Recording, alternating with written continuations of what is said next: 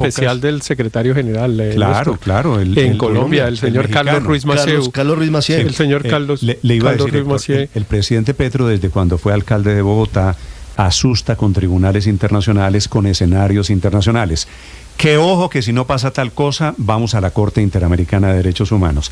Ahora el coco es Naciones Unidas y sospecho que Naciones Unidas va a decir, lo único que puede decir es arreglen el problema allá en Colombia y no nos metan a nosotros en el tema de si esto es reelección o si es asamblea constituyente. ¿Qué tiene que ver Naciones Unidas en eso? Absolutamente no. Pues yo confío en que el presidente no vaya a cometer el desatino de ir a hablar de temas de constituyente o de ampliación del periodo presidencial o de reelección en el escenario del Consejo de Seguridad de las Naciones Unidas. Probablemente él lo que pueda decir, y seguramente lo que va a decir, es que esa expresión de la convocatoria de un acuerdo nacional que está incluida en el acuerdo con las FARC, pues debería, para ser válida, es la tesis del presidente, no la mía por supuesto, para ser válida, concretarse en una asamblea constituyente. Es decir, que lo que él va a decir es, mire, lo que tenemos resulta insuficiente para el cumplimiento del acuerdo y tenemos que darle una, digamos, relevancia jurídica mayor. Pero esa es una tesis no solo rebuscada y mentirosa, como ya lo han explicado el presidente Santos y el doctor de la Calle, sino que aún, Néstor, si uno se pusiera en el argumento que ha venido dando el gobierno, que es efectivamente se debería convocar una asamblea constituyente, lo que está claro es que en el acuerdo todo lo que requería alguna decisión de naturaleza jurídica se debería o se debe adoptar a través de los procedimientos que tiene la Constitución. Entonces, supongamos que hay que convocar una asamblea constituyente. Ahí está el artículo 376 de la Constitución. Sí, yo no sé el presidente por qué tiene tanto miedo de acudir al artículo 376 constitucional. Y Montealegre y una cantidad de personas le han hecho creer al presidente Petro que este es el camino para sacar adelante la constituyente. Y entonces el presidente se dejó meter en eso. Acaba de decir Juan Manuel Santos, es que si va a Naciones Unidas va a terminar haciendo el ridículo el presidente Petro y se expone a una gran descalificación internacional. A ver si el canciller o alguien lo hacen abrir los ojos. Señor.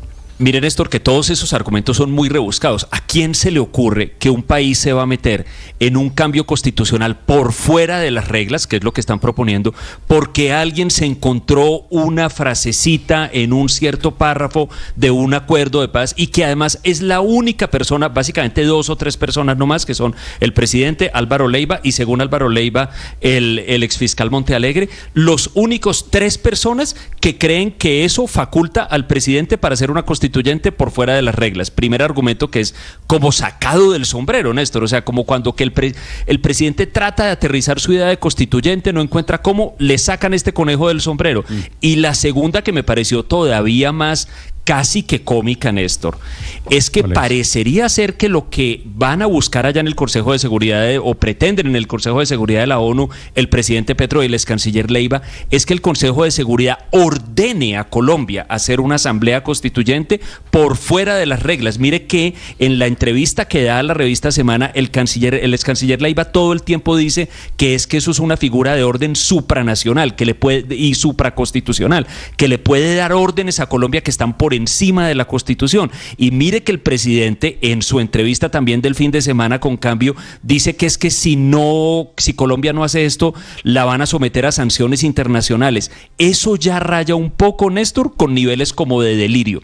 Yo simplemente esperaría, Andrés, que esto simplemente no se haga. En modo delirante. Ahora el presidente Petro dice también que Juan Manuel Santos está convocando a un golpe de Estado. Es decir, pero, Néstor, ya no solo eso de verdad no tiene ni pies ni cabeza. No. Sugerir que el presidente Santos, por pedir que se cumpla la Constitución y las leyes, está convocando un golpe de Estado. Pero por aclarar, fue lo mismo que dijo el expresidente. Pero es que lo que necesita el presidente, no es lo mismo. Yo creo que es muy distinto porque la situación, y aquí la analizamos, la desmenuzamos, de las declaraciones de Uribe frente a órdenes o sugerencias a las Fuerzas Armadas es bastante distinto. Lo mismo. Pero, Néstor, lo que pasa es que cuando lo dice Uribe, lo que está diciendo Uribe, es que Es que lo que estaba diciendo Uribe, para ser mucho más preciso, la alusión Néstor, de ambos es que los presidentes lo que estaba diciendo, y todos tenemos que cumplir la Constitución. Y que las Fuerzas Armadas no pueden obedecer órdenes de un presidente si esas órdenes son ilegítimas. Es lo mismo que estaba diciendo el expresidente Uribe, lo mismo. Como ustedes me metieron a eso, les respondo. Lo que estaba diciendo Uribe, queridos Néstor y Ricardo, era que no era viable hacer un cese al fuego, que igual las Fuerzas Armadas tenían que adelantar su labor constitucional de combatir a la delincuencia. Cuando el mismo Uribe ha hecho cese al fuego, cuando Santos hizo cese al fuego, ahí es una diferencia muy grande frente a lo que está diciendo el presidente Santos, que está diciendo el presidente, cualquier vulneración, no puede hacer lo que quiera, sino que tiene que cumplir la Constitución. El presidente, claro, pero es que el presidente sí puede decretar ceses al fuego, Néstor. En este país ha decretado todos los presidentes ceses al fuego, incluido Uribe. Pero para no volver al tema de Uribe, sino quedarnos en el tema del expresidente Juan Manuel Santos. La alusión era porque el presidente Petro metió este fin de semana a los dos en la lista de golpistas. A los dos los metió en la misma bolsa, los metió como golpistas y Néstor, es que el presidente, lamentablemente el presidente Gustavo Petro, lo único que ha hecho es alienar a posibles y potenciales aliados. Como lo contaba el presidente Santos, al inicio de su mandato, él se ofreció a colaborar con todo lo que implicaba la implementación del acuerdo de paz.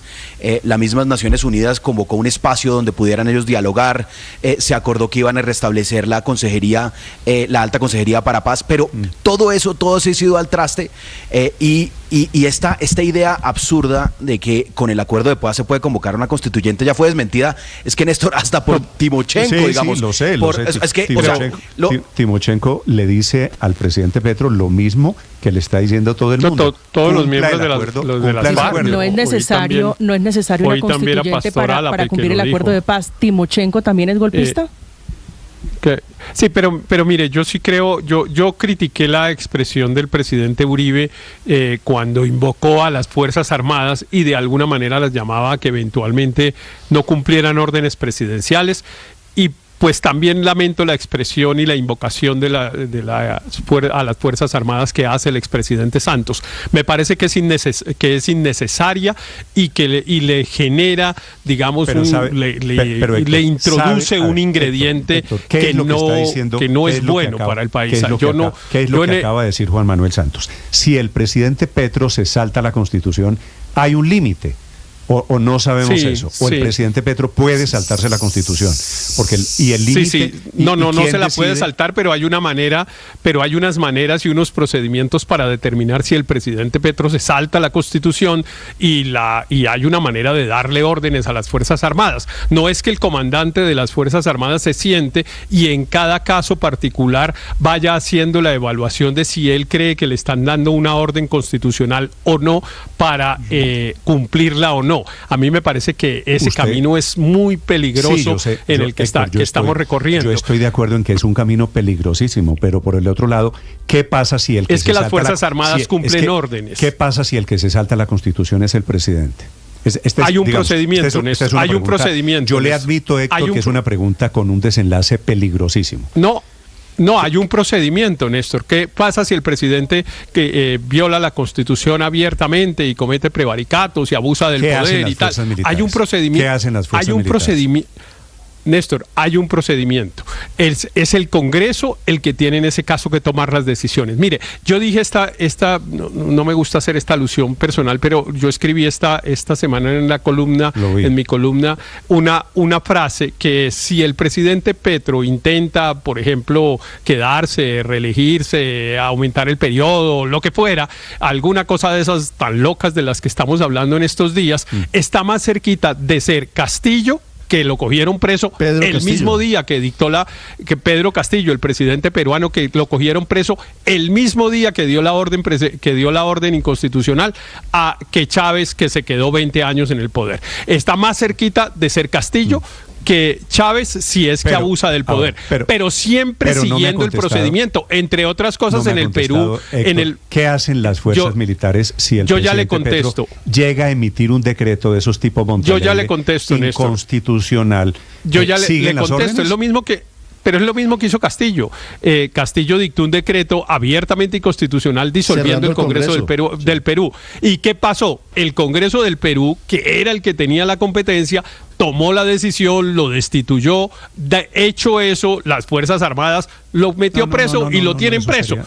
Sí, ese es el camino, Néstor, ese es el camino constitucional y yo sí invitaría a todos los actores en este proceso a que siempre tengamos el camino constitucional de frente, porque así como le pedimos al presidente que cumpla la Constitución, tenemos todos que estarnos dispuestos a cumplirla. Yo estoy de acuerdo, el camino tiene que ser constitucional. La pregunta y la alusión de Santos, como la alusión de Uribe había sido, ¿y qué hacen las fuerzas militares de Colombia, las Fuerzas Armadas, en caso de recibir una orden que no es constitucional? Esto es una discusión democrática al alto nivel, porque es con expresidentes. Obviamente se tocan estos temas porque pues reformar la Constitución es muy delicado. Yo creo que la mayoría del establecimiento político considera que no es viable hacerlo y el presidente Petro está buscando pues insistir en un camino que nadie ve viable.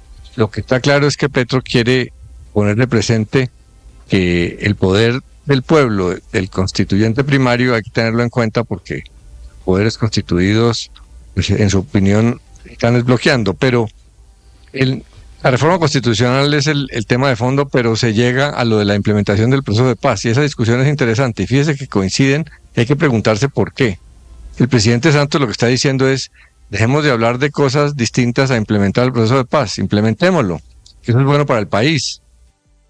Pero fíjese que el presidente Petro dice de otra manera que es que no hay cómo implementarlo, y que se necesitan mecanismos internacionales para poderlo implementar, y pone el ejemplo de el desarrollo del campo. Dice él que no hay mecanismos efectivos para comprar tierras porque pues la promesa del proceso de paz es de 3 millones de hectáreas y van en 200.000, entonces que hay que hacer algo y ahí se demuestran las bondades del proceso de paz. Plantea soluciones que no son para las FARC sino para los colombianos, por ejemplo sacar del atraso y el abandono al campo colombiano. Entonces nos lleva a la discusión de hay que implementar el proceso de paz, y si es cierto que de verdad no se está pudiendo implementar, pues simplemente falta voluntad política, y esa discusión es muy útil. Bueno, no hay nadie, Néstor, pero ni siquiera las FARC. Y la solución sí es una asamblea constituyente. No, es que todo el mundo está de acuerdo en que Petro no ha hecho tampoco en el tema de la implementación de la FARC. Pero fue simpático. Así que creo que no hay nadie salvo Petro, salvo el gobierno de Petro, que dicen que él está cumpliendo. 8 de la mañana. Pero fue simpático. Pero fue simpático. ¿Qué le pareció simpático, Aurelio? Cuando Juan Manuel Santos le contestó a usted con respecto al apoyo a Petro, yo no lo crié. Todo el país sabe que Santos apoyó a Petro. Y estamos frente a una ruptura de Santos con Petro. Y una ruptura que está tomando, como ustedes lo dicen, letras mayores. No sé si coinciden Uribe y Santos cuando dicen a las Fuerzas Armadas, si les dan una orden no constitucional, no acaten. ¿Eso es un golpe de Estado? Decirles que no acaten. Yo creo que esa es la gran discusión. Y creo que tienen la razón cuando dicen no acaten, porque es que Petro no puede cambiar las reglas del juego de la Constitución que juró defender. Yo estuve leyendo el libro del Acuerdo de Paz, la página 7, la que cita tanto Leiva. Sí. Habla de un acuerdo político nacional que cree un nuevo marco. Exprimir ese párrafo para sacar de ahí una constituyente me parece que es un poco torturar la norma. Por lo tanto, yo creo que aquel llamado nacional tiene que ser el presidente Petro, no nos cambie las normas. Usted juró defender una constitución y la tiene que cumplir. Solamente ahí yo creo que el país se puede unificar. Una ayuda de memoria. Iván Márquez fue quien intentó meter el articulito, fue quien intentó meter el embuchado en La Habana con Humberto de la Calle, cuando nos cuenta el presidente Santos. Ese fue un gol que intentó meter Iván Márquez, el gol de la constituyente. De la Calle, Jaramillo y el presidente Santos. Recuerde usted que eso requirió o digamos tuvo como consecuencia una declaración abierta del jefe negociador, el doctor de la Calle, que incluso pues escribió un artículo para la revista Semana y hay una portada de la revista Semana en la que sale la cara del doctor de la Calle y un no grandísimo. El no grandísimo es no a la constituyente, y eso es pues durante el proceso, Héctor, durante la etapa negociadora. Es decir, no cabe ninguna duda que la constituyente siempre fue rechazada. Los que negociaron el acuerdo, no solo representando al Estado colombiano, Santos, de la Calle, Jaramillo, los tres han hablado aquí esta semana. Timochenko. Sino que también Timochenko de las FARC, la contraparte, todos están diciendo no se puede sacar, Néstor, no se le puede sacar el jugo de la Asamblea Constituyente al acuerdo. Usted no puede estrangular argumentos. Néstor, pero es que mire, pero Héctor, solamente una cosa que traje a colación Iván Márquez, porque ese nombre no se nos puede ir por entre las rendijas. Iván Márquez está a punto de empezar un nuevo proceso de negociación con el gobierno del presidente Petro. Seguramente la próxima semana se inician esos diálogos. Y la autopista legal y jurídica para que la segunda Marquetal eventualmente deje las armas no va a ser la JEP. Así que todo esto puede ser parte de la estrategia del gobierno para buscar algún tipo de perdón para esos grupos. Un montón de carambolas, claro, entre otras cosas el tema del perdón generalizado y tal, al que hace referencia la carta del presidente Santos, sin duda que es una de las motivaciones de todos. Pero miren, Néstor, yo creo que al gobierno lo que tenemos que exigirle es que cumpla lo que ese parrafito que se encontró, que lo cumpla. ¿Qué es lo que dice el parrafito? Que hay que convocar a un acuerdo nacional entre todas las fuerzas políticas y sociales para darle solidez a la implementación del acuerdo. Eso es lo que dice el acuerdo. Eso es lo que dice la frase que se encontró Leiva y que cree que él siempre ha creído que tiene unas ideas geniales y que a nadie se le ocurren y que esta vez se le ocurrió pues y encontró la fórmula. Esa frase, lo que hay es que pedirle al presidente Petro cuándo es la cita y dónde es que va a citar a los partidos políticos, dónde es que va a citar a las organizaciones sociales, cuál es el temario, cuál es la agenda, para que avancemos. Es que el acuerdo nacional, él lo ve que el resto del país se pliegue a sus ideas. Son las 8 de la mañana, 17 minutos. Escribe el expresidente Iván Duque: el que ayudó a elegir el desastre, el que tiene ministros y embajadores, ahora viene como redentor de la paz, cuando dejó un reguero de intenciones y desastres que fueron corregidos en nuestro gobierno. Se refiere a respuesta al expresidente Santos. 8:17 en Mañanas Blue.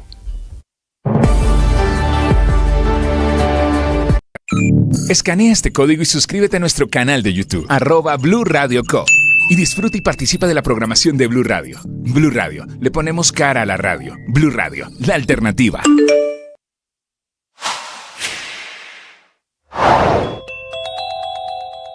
Acaban de cerrar la transversal del Cisga, que esta es la vía alterna para ir a los Llanos Orientales. Esta es la vuelta por Boyacá y por el departamento de Casanare. Hay allí deslizamientos por cuenta de los muy fuertes aguaceros del fin de semana. Este nuevo deslizamiento de tierra que bloquea completamente la transversal del Cisga se reporta entre los municipios de Guateque y Macanal. Allí cayeron rocas, tierra y también bastante lodo, por lo que decidieron cerrar la vía mientras se trasladan con la maquinaria amarilla con el fin de lograr la apertura. Esta es una de las emergencias que se suma también a la serie de deslizamientos de tierras que se presentaron durante todo el fin de semana en pleno plan de movilidad para esa zona del país. Fueron varios deslizamientos, también cierres preventivos precisamente porque estaba lloviendo, lo que llevó incluso a que el mismo ministro de Transporte tuviera que sobrevolar la zona para tomar medidas adicionales a los planes de contingencia que se tienen. Incluso la imagen durante todo este fin de semana, Néstor y oyentes, fue la de los carros de diferentes tamaños pasando entre el lodo, entre los derrumbes que estaban tratando de correr con maquinaria amarilla, mientras en la noche se adelantaban con más trabajos precisamente para evitar que los vehículos quedaran atrapados en estas zonas de alto riesgo. Reiteramos, amaneció cerrada otra vez la transversal del Cisga, esta vía alterna a los Llanos Orientales entre los municipios de Guateque y Macanal por las lluvias y deslizamientos de tierra.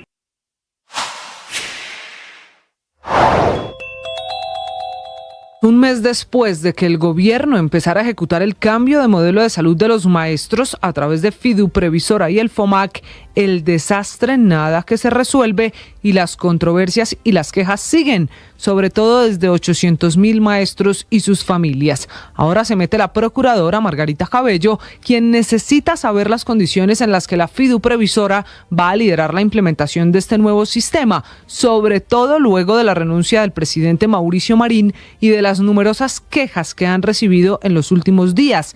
Es que la lupa queda en Fiduprevisora, la fiducia que pasó de ser una intermediaria a convertirse en uno de los actores claves en este nuevo modelo, lleno de improvisación, así el ministro de Salud Guillermo Alfonso Jaramillo diga que no, que todo está muy bien planeado. En el modelo anterior, Fiduprevisora solo era un intermediario, contrataba a lo máximo 9 o 10 empresas que operaban ese sistema por regiones. ahora asumió el rol de dirección, organización de red, financiamiento y hasta el pago de los servicios. Panorama por el que este fin de semana FECODE, la Federación Colombiana de Educadores, vuelve a amenazar con irse a paro máximo en 10 días si la situación no se resuelve.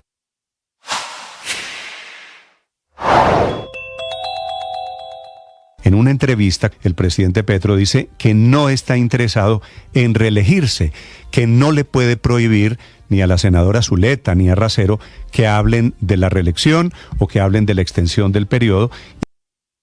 Estás escuchando Blue Radio y bluradio.com. Enrique Vargas Lleras, que es hermano del ex candidato y ex vicepresidente Germán Vargas Lleras, está emitiendo esta mañana un comunicado respondiéndole al presidente Petro, que no los baja de corruptos en sus últimas declaraciones sobre las EPS y lo relaciona a ellos, a la familia Vargas Lleras, con el desfalco en el sistema de salud.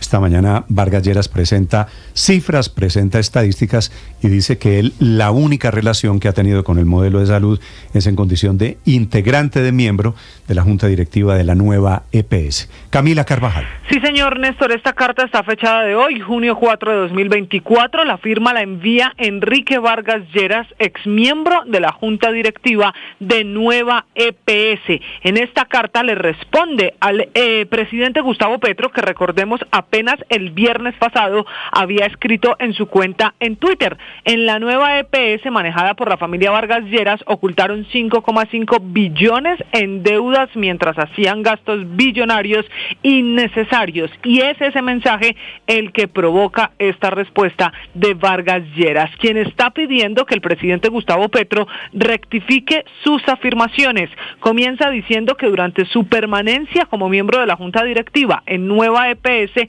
no se ocultaron deudas de ningún tipo, ni se realizaron gastos ilegales, innecesarios, suntuosos o exorbitantes.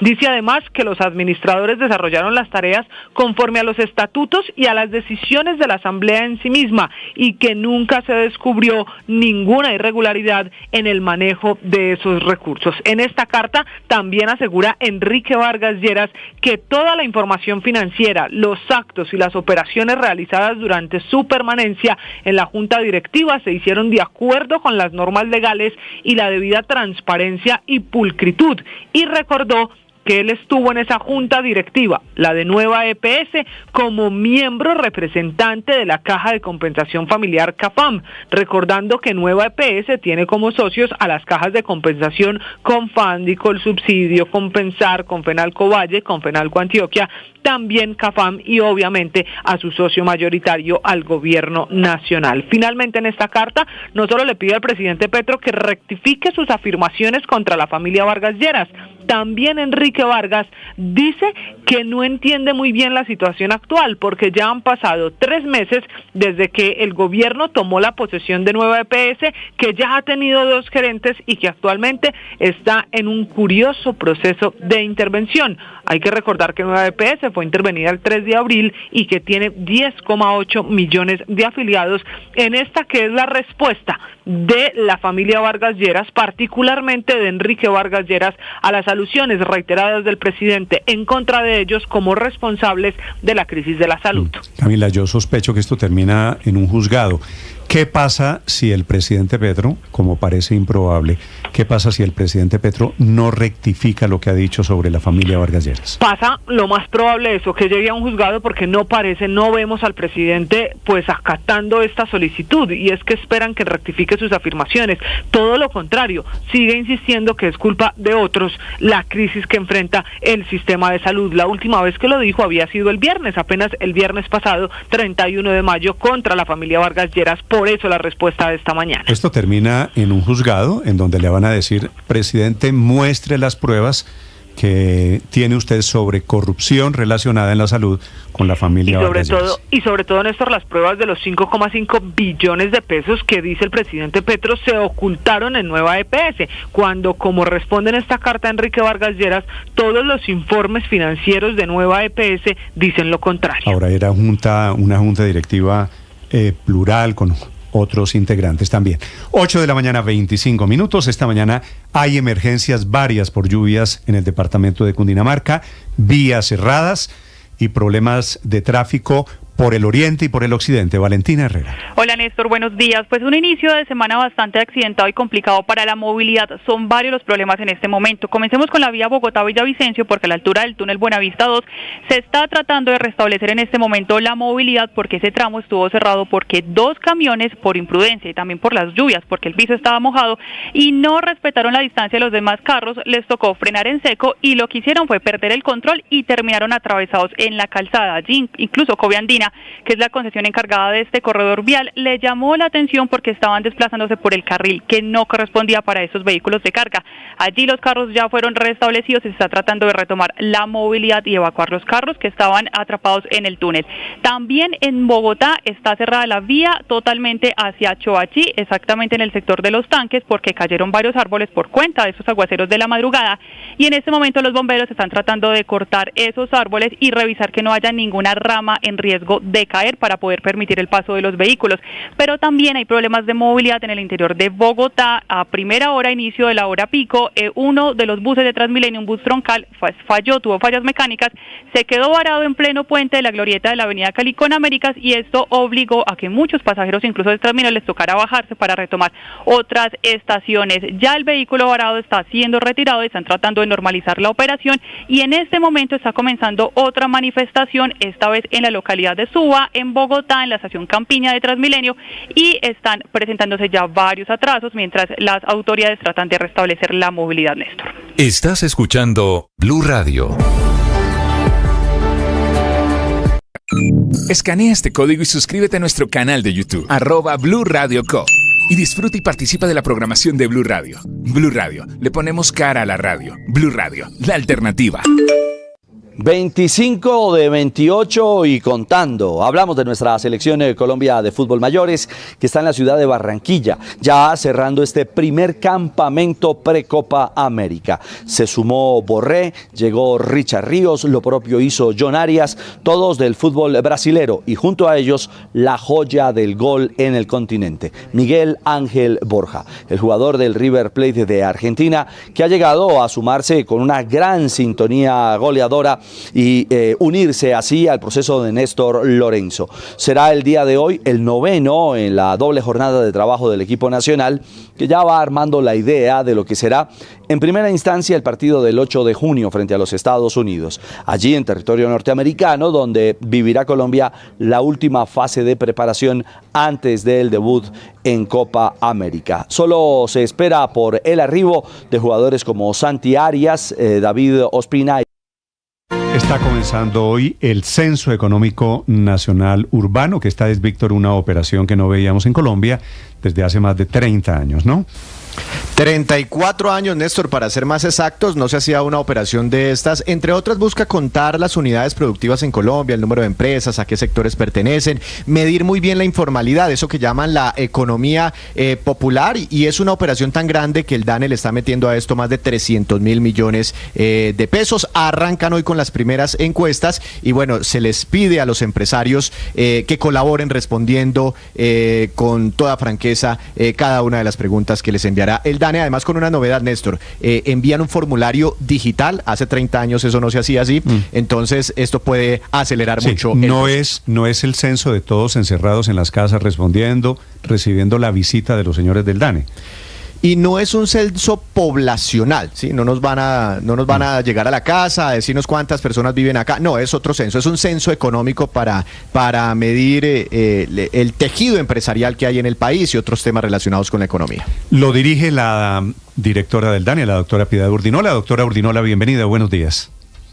Muy buenos días para usted y para todo su equipo de trabajo. Doctora Urdinola, este censo económico, ¿quiénes lo deben responder? Bien, este es un censo que se hace a todas las unidades económicas, es decir, todos los dueños de empresas, negocios, sin importar su tamaño, pequeño, mediano, grande. Toda la economía popular la vamos a estar midiendo, entonces también vamos a estar recogiendo la información de los vendedores de calle o vendedores ambulantes, que es el término técnico que utilizamos para ellos, y para ellos necesitamos toda la información sobre sus negocios del año contable que ya cerró pasado, que es el 2023. Doctora Urdinola, pues claro, los censos y toda la información estadística del DANE pues es algo muy valioso para un país, para tomar decisiones de política pública y demás. Pero ustedes tienen un gran desafío y es medir la informalidad en Colombia, la informalidad empresarial. ¿Qué tan difícil puede llegar a ser esto si muchos empresarios, pues sí, son informales porque les toca, pero hay otros que quieren ser informales pues para evadir muchas cosas, muchas responsabilidades, entre ellas el pago de impuestos? ¿Cómo van a garantizar ustedes que les van a responder realmente lo que ustedes van a responder con certeza las preguntas que ustedes les dan? Bien, el DANE sigue los lineamientos de buenas prácticas internacionales. Entonces, estas formas de medir la informalidad no son un concepto que se ha inventado el DANE, sino esto viene de unos consensos, unas discusiones muy amplias en mesas internacionales.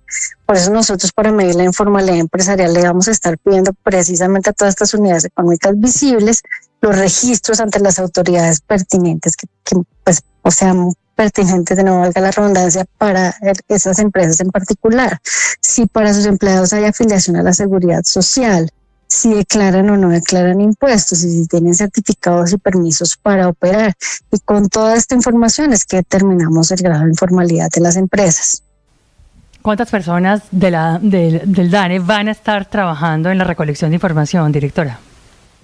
Bien, ya tenemos un grupo de personas trabajando y esperamos llegar en el pico alrededor de 11.000 personas adicionales a las que ya tiene el DANE todos los años en su producción anual. Estas son personas que van a estar recogiendo la información en el barrido que vamos a hacer en las calles, precisamente para llegar a todas estas unidades económicas visibles, y pues cuesta también con información. Entonces, gente que va a tener que estar trabajando en información, ingenieros procesando la información, estadísticos, toda la gente que va a estar haciendo parte de este equipo va a alcanzar a los 11.000 personas adicionales a los que ya tenemos en el DANE. ¿Cómo va a ser la recolección de la información? ¿Por dónde arrancan? ¿Por dónde terminan? ¿Cómo es el proceso? Bien, vamos a ir a los 1.102 municipios del país en las zonas urbanas, en las cabeceras municipales y los centros poblados, incluyendo la isla de San Andrés y las 18 áreas no municipalizadas.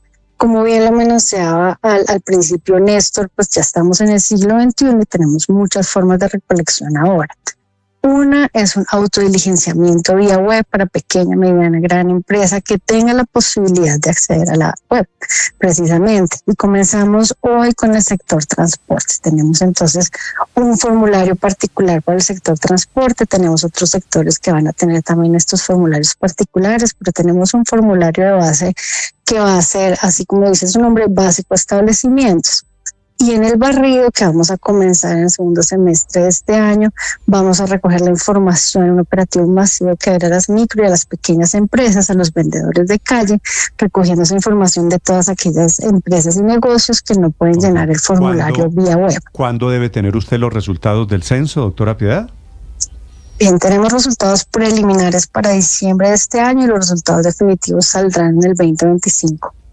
Vale. La directora del DANE, Piedad Urdinola, sobre el censo económico que está comenzando esta mañana en Colombia. Le deseo mucha suerte, doctora Urdinola. Gracias por estos minutos. Muchísimas gracias a ustedes y esperamos que todas las personas que tienen una pequeña, mediana, gran empresa nos colaboren con su información. Estás escuchando Blue Radio.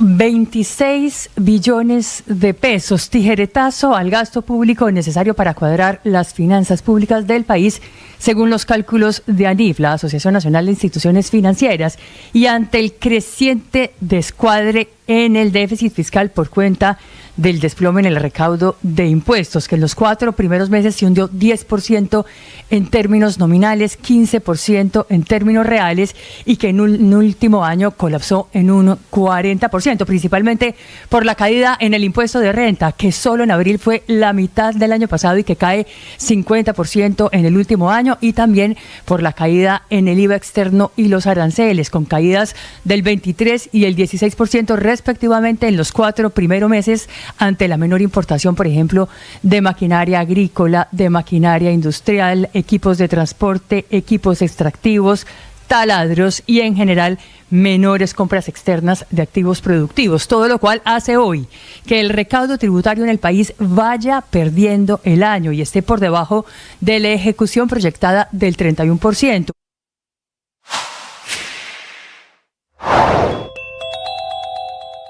Acaban de cerrar la transversal del Cisga, que esta es la vía alterna para ir a los Llanos Orientales. Esta es la vuelta por Boyacá y por el departamento de Casanare. Hay allí deslizamientos por cuenta de los muy fuertes aguaceros del fin de semana. Este nuevo deslizamiento de tierra que bloquea completamente la transversal del Cisga se reporta entre los municipios de Guateque y Macanal. Allí... En España, la justicia en Madrid acaba de llamar a declarar como imputada a doña Begoña Gómez, que es la presidenta de Pedro Sánchez, el presidente del gobierno español. La pareja, la esposa. Sí, te dijo la presidenta. La presidenta del presidente. No. Puede ser verdad, pero no, es un lapsus mío. Me traicionó el subconsciente. Imagínese por qué es. La esposa del presidente, podría decir que es el poder detrás del trono también, sí, ¿no? Lo entendí. Que es ella... que ha estado vinculado a un caso, recuerde usted, este es el motivo de la batalla con Milei, el presidente Milei, exactamente. 8:36 en Madrid, Enrique Rodríguez. Es una decisión que ha tomado esta mañana el juez del Juzgado de Instrucción número 41 de Madrid, que se llama Juan Carlos Peinado. La ha citado para declarar el próximo día 5 de julio y la cita por la presunta comisión de los delitos de corrupción en el sector privado y tráfico de influencias, porque presuntamente cree, desde la denuncia que se presentó por el sindicato ultraderechista Manos Limpias, que ella habría participado de manera fraudulenta en varios procesos de contratación por parte de empresas con el sector público. En cualquier caso, la polémica tiene varias aristas en este sentido, o esta decisión, mejor dicho, está rodeada de varias polémicas. La primera de ellas es que los especialistas jurídicos dicen que es ciertamente anómalo que esta citación se haga antes de escuchar a los testigos. Normalmente suele ser al revés. Hablan los testigos y luego se llama a las personas imputadas, investigadas, que es como se llaman ahora con la última reforma del Código Penal.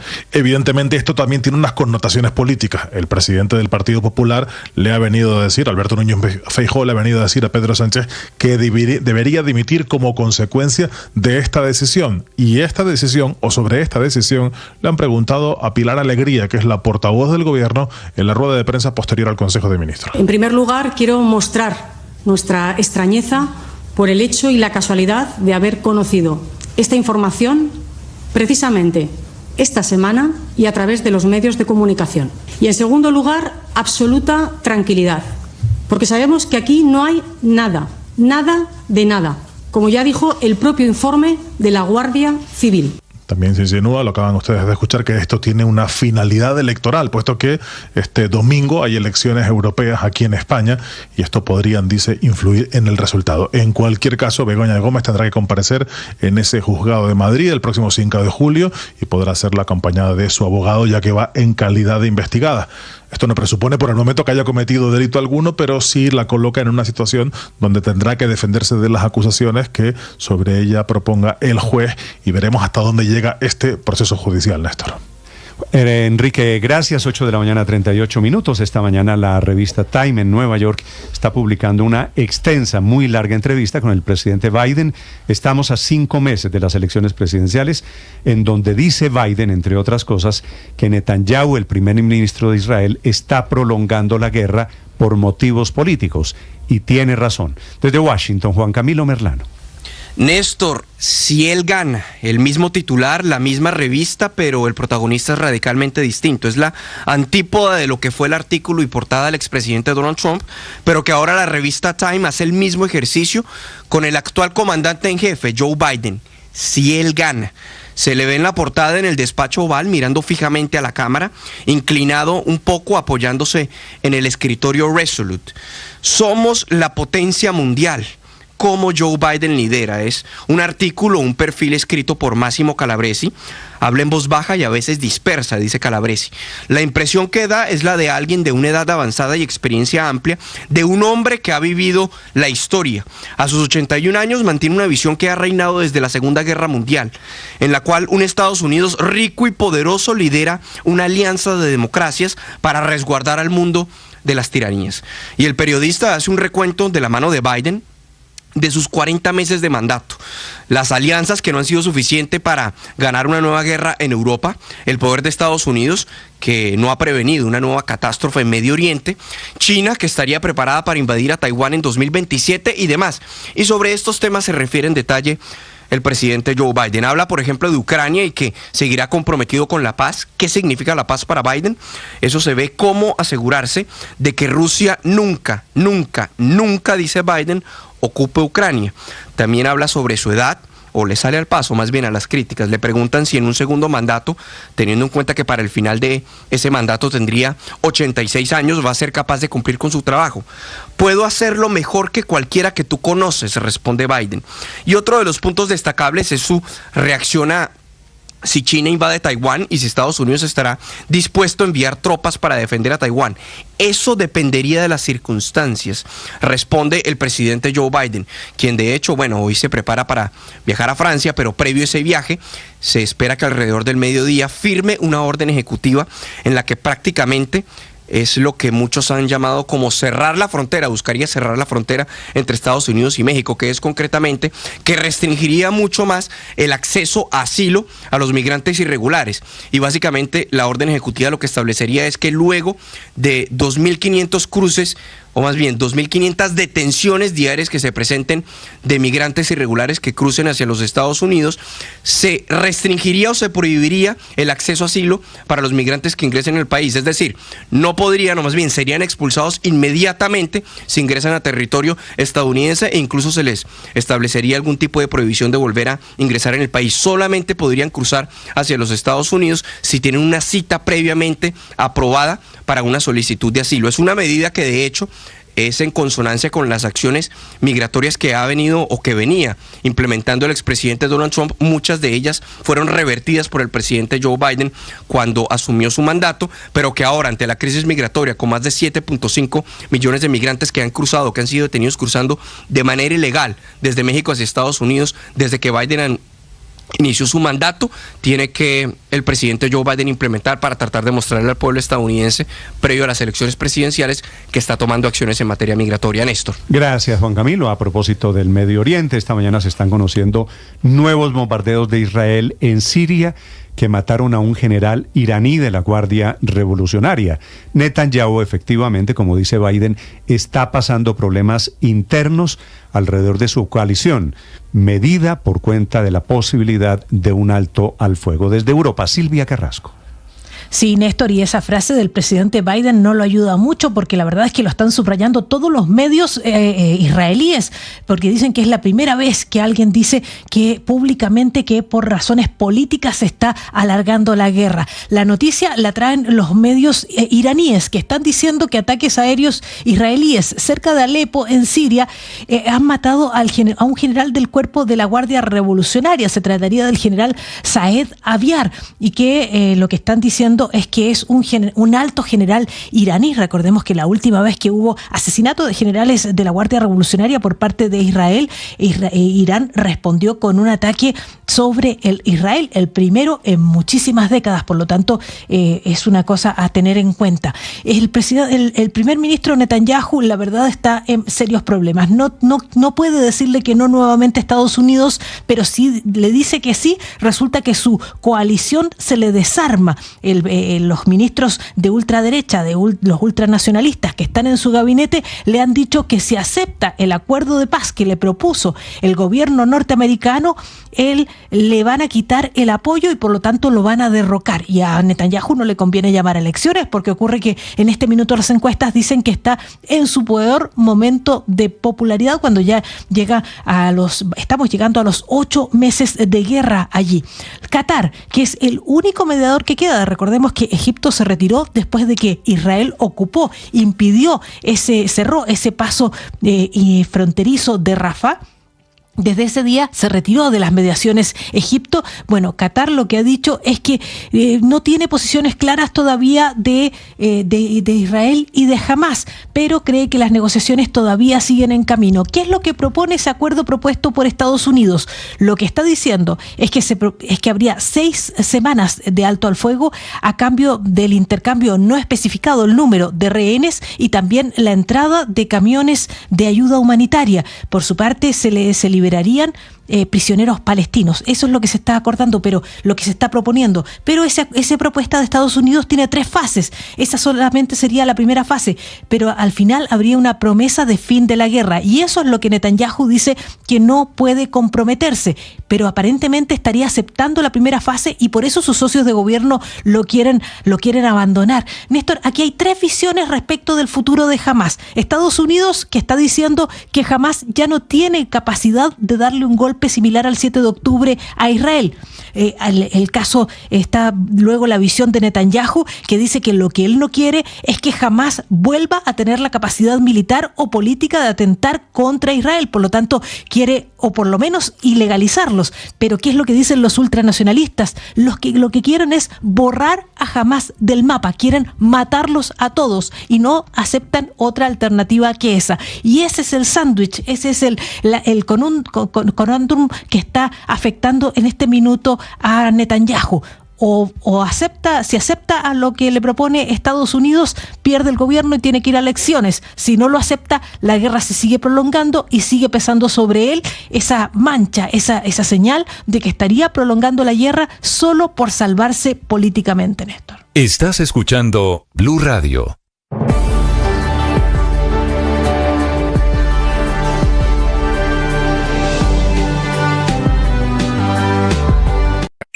Escanea este código y suscríbete a nuestro canal de YouTube, @Blue Radio Co. Y disfruta y participa de la programación de Blue Radio. Blue Radio, le ponemos cara a la radio. Blue Radio, la alternativa.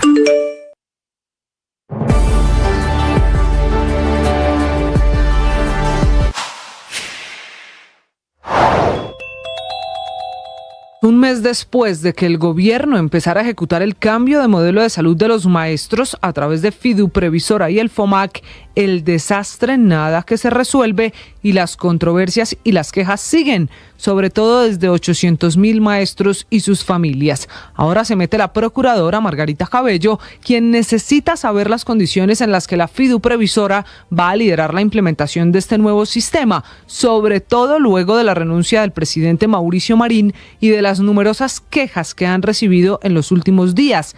Es que la lupa queda en Fiduprevisora, la fiducia que pasó de ser una intermediaria a convertirse en uno de los actores claves en este nuevo modelo, lleno de improvisación, así el ministro de Salud Guillermo Alfonso Jaramillo diga que no, que todo está muy bien planeado. En el modelo anterior, Fiduprevisora solo era un intermediario, contrataba a lo máximo 9 o 10 empresas que operaban ese sistema por regiones. 8 de la mañana, 48 minutos, confianza con la muy exitosa actriz colombiana Sofía Vergara, que todo lo que hace lo hace muy bien y cada vez cosecha más éxitos. Lo último que supimos de ella fue por su papel en la serie Griselda, pero hoy les hablaré de la Sofía Vergara empresaria. Esto porque la barranquillera está lanzando su propia marca de café y café de origen colombiano. Se llama Dios Mío Coffee y se venderá en los Estados Unidos en varias presentaciones, entre ellas café en cápsulas. Este café es producido por mujeres colombianas, caficultoras y transformado cuidadosamente por empresas de la Federación Colombiana de Cafeteros, que además viene asesorando este proyecto. De hecho, el gerente de la federación, Germán Bahamón, está felicitando en nombre de los caficultores a Sofía Vergara por su nuevo proyecto, deseándole éxitos, ya que si le va bien con su Dios Mío Coffee, pues también les va bien a todas esas mujeres colombianas que están detrás de esta nueva marca. Sofía Vergara está hablando del tema en sus redes sociales, inclusive en Instagram subió una foto donde aparece semidesnuda,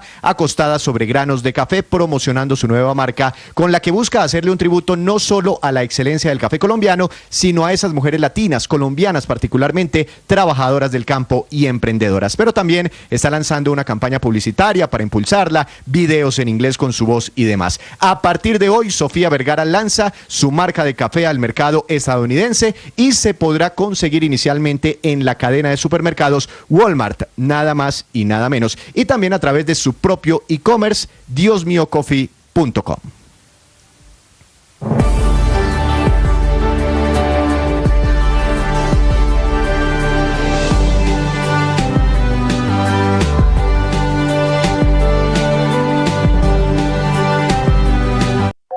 Have you ever been a victim of disgusting coffee?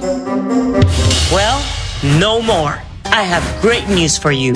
I partnered with passionate and dedicated Colombian women coffee growers. Women who cultivate Me afilié con un grupo de cultivadoras de café. Esta es la voz de Sofía Vergara. Este es el comercial, Víctor, de su amiga Sofía Vergara. Uno se emociona escuchando la Tuti. A partir de hoy, también empresaria del café. Muy colorido el comercial, no lo había visto, mire. Lindo, ¿no? Está bien bueno. Está saliendo esta mañana, Víctor. Este se lo tengo fresquito. Esta es Sofía Vergara. La fotografía, Víctor, de Sofía. ¿Se metió inmediatamente a buscarla? No, esa fotografía de Sofía. No, Linero es el que está buscando la foto. Con los granos de café. Esa es una fotografía vieja que ella utiliza, pero no es una fotografía para promocionar originalmente su café. Pero Dios mío, así. Buen nombre, ¿no? Buen nombre, claro. Pero Dios mío, retoma la foto, pero de que gustó. No, Dios mío. Pero en el copy usa el copy, escribe ahí en Instagram con esa foto semidesnuda, pues para promocionar esa nueva marca. ¿Y la foto no la vemos, no? No. ¿Quiere ver la foto? Sí, claro. No, tomemos café. Julián, me ayuda a poner la foto de Sofía Vergara. Yo creo que todos estamos a la expectativa. No, mire, pero ¿qué va a ver que no haya visto ya? Pues un cuerpazo. No, es que no se le ve nada. Y lo venden en Walmart. Vea, ahí está. Usted ve esa foto, Ospina, y dice, Dios mío, coffee. Pero esta es la foto. Dios mío. Claro. El Dios mío Padre es que como Sofía habla... Dios existe. Habla con acento latino. En sus programas de televisión, en sus películas, el Dios mío se volvió una expresión de ella. ¿Una marca? Hablando en expresión, y entonces ahora lo convierte Me dice una oyente que esta foto es de Sofía Vergara hace algunos años. Digo, sí, no importa. Pues, es lo que le estoy diciendo. Esta fotografía... Pero seguramente está igual ahora. Sí, yo creo que está mejor. Es una mujer bella. Sí. No, y es pasar de la mujer además extraordinaria, talentosísima, y es una maravilla que se haya metido en esto, con además toda la simbología que tiene, que es además promover la producción de mujeres campesinas de café, ¿no? Esa es una de las áreas que siempre ha sido muy masculina. Le va a salir los caficultores son hombres, la inmensa mayoría. Tiene varias características, porque se mete con el origen, diciendo son mujeres cultivadoras de café. Que el 30% de las son caficultoras en Colombia. Entonces detrás hay un propósito. Claro. Segundo, detrás tiene un producto, que es el café colombiano. Pero además tiene toda una tradición, tiene toda una identidad, porque es que el café nos define todavía a nosotros. Y tercero, es una marca con el sello de Sofía Vergara. Ella.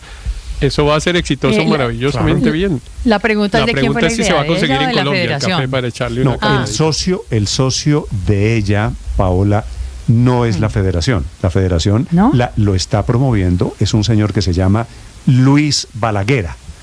Luis Balaguera es socio, quiere decir poner plata. Ahí están metidos unos empresarios privados que están poniendo billetes. Sofía pone una plata para sacar adelante la marca. Y la imagen, pues. Ella tiene la mayoría. Balaguer es el manager.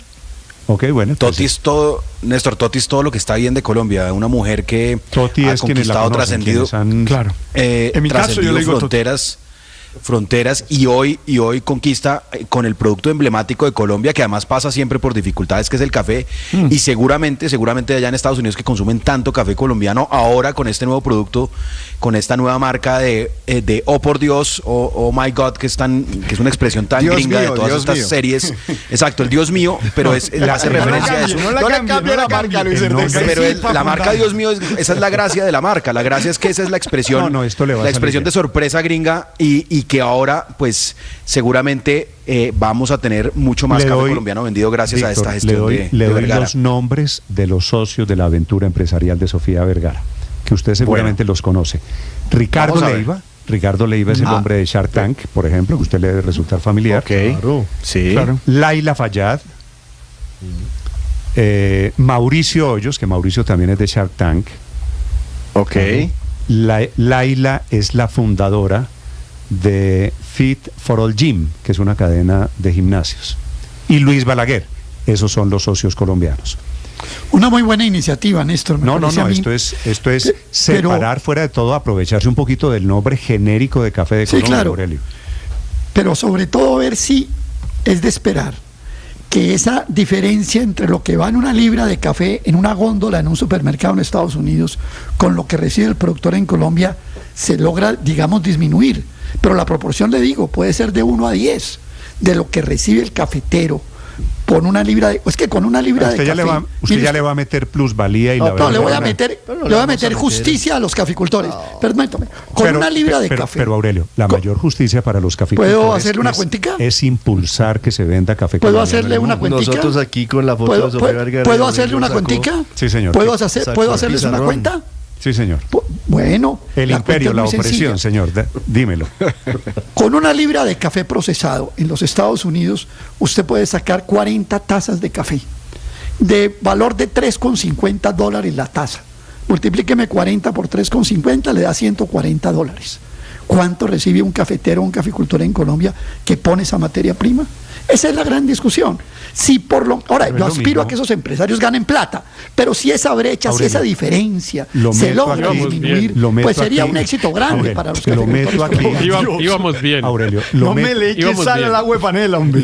Íbamos bien, pero Dios mío, Aurelio. Meto a Aurelio como el único colombiano que está en contra del negocio de Sofía. No estoy en contra. Estoy haciendo fuerza para que redunde de verdad en el productor cafetero. Solo en unos es que los gringos nos explotan, pero le iba a decir que el aporte de Sofía Vergara, los otros pondrán plata, me imagino, y deben poner harta, ¿no? Porque Sofía Vergara aporta 34 millones de seguidores en Instagram, Néstor. 34 millones de seguidores. Imagínese usted cada visito, cada cosita en esa red social, lo que le aporta al posicionamiento de esa marca. Le digo una cosa, aporta el nombre. Sofía Vergara pone un comercial. Es una marca, ella es una marca. Y yo se lo acabo de poner gratis. Usted imagínese los medios de comunicación, cuántos están hablando en este momento de la aventura empresarial de Sofía Vergara. El doctor Germán Bahamón, que también hace parte de la noticia, es el gerente de la Federación de Cafeteros. Doctor Bahamón, buenos días. Néstor, un gusto saludarlos a usted, a la mesa principal y a todos los oyentes de Blue Radio. Doctor Bahamón, este tema de Sofía Vergara también impulsando el café colombiano, creando una marca que no existe hasta ahora con unos socios, ¿esto cómo se va a traducir? ¿Esto en qué se va a traducir? Néstor, en primera medida es un éxito. Es un éxito para los colombianos que una embajadora de Colombia, como es Sofía Vergara, haya querido invertir en la industria del café y con sentido social, porque esto es bien importante anotarlo a todos los oyentes de Blue Radio.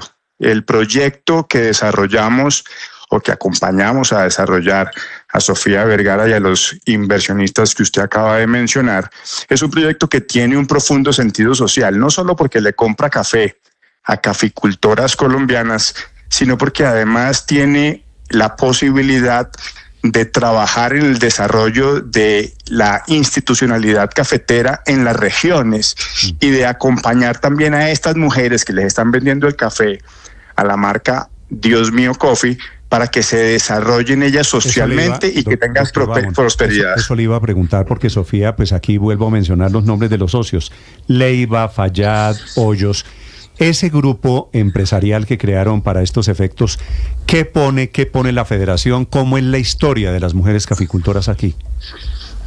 Mire, esto yo creo que es un proyecto que tiene a muchos socios importantes, no solo los empresarios que usted menciona, no solo Sofía, no solo Walmart como cadena, sino también a las cafeteras colombianas. Y la federación lo que hizo fue acompañar este proceso. ¿Cuál es el proceso, Néstor? Es que identifiquemos a las cafeteras en Colombia, tengamos la posibilidad de comprarles el café con un plus de precio al que normalmente podrían recibir en la cadena de valor y que además nosotros le transformemos el café, porque es Alma Café en su fábrica de Soacha la que hace la transformación del café. Los niveles de tueste fueron definidos con el equipo de Sofía, incluso Sofía fue la que decidió cuál era el nivel de tostión de cada una de las presentaciones. Además, incorporamos empresa nacional también para hacer las cápsulas, porque también el mercado americano requiere cápsulas. Y todo es exportado con tostión en origen. Es decir, estamos dejando en Colombia el desarrollo de las capacidades de recorrer la cadena de valor, de los empleos, y además Sofía, lo que ha dicho desde siempre, y si ustedes ven el comunicado de prensa es que se está asociando con cafeteras, y asociando con cafeteras es que ella quiere devolverle a cafeteras también, no solo el plus de precio que ya pagamos aquí, sino que les va a devolver a ellas también una rentabilidad social y un desarrollo de esas regiones y esas cafeteras. Claro. Sí, doctor Bahamonde, ¿cuál es el plus de precio para Dios mío Coffee, en este caso, que se paga a las productoras de café en Colombia? No quiero entrar en ese detalle porque así tenemos, digamos que acuerdos comerciales con Starbucks, acuerdos comerciales con Nestlé, con Dios mío Coffee, y tenemos nosotros un listado de precios, pero lo que les digo es, tienen un precio superior al que encontrarían en cualquier momento en una cadena de valor, y eso las hace a ellas socias del proyecto. Además, como les decía, Dios mío